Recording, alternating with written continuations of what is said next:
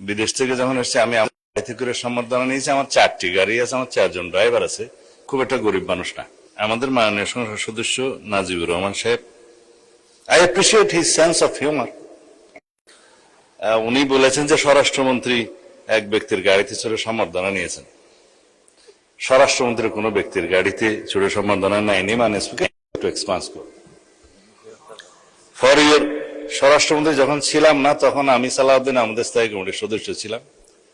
বিদেশ থেকে যখন এসেছি আমি গাড়িতে করে সম্বর্ধনা নিয়েছি। আমার 4টি গাড়ি আছে, আমার 4 জন ড্রাইভার আছে। খুব একটা গরিব মানুষ না। কক্সবাজার যখন আমি গিয়েছি লক্ষ লোকের সমাবেশ, কোন গাড়ি বিমানবন্দরে তেমন ঢোকার সুযোগ হয়নি। অনেক লোকের মাইক্রোবাস জিপ টিপ ছিল। একটাতে উঠলাম, ওটাতে কেউ উঠতে দিল না। মাইক্রো একটাতে উঠলাম, আর একটা তো 5 নম্বর গিয়ে বলে যে এটাতে উঠে। পরে দেখা গেল সেটা একটা কোনো ব্যক্তির নামে না, 17-18 বছর আগের গাড়ি। সেটা ট্রান্সফার হয়েছে যার নামে। সেই ব্যক্তি আমার এলাকায় বাড়ি।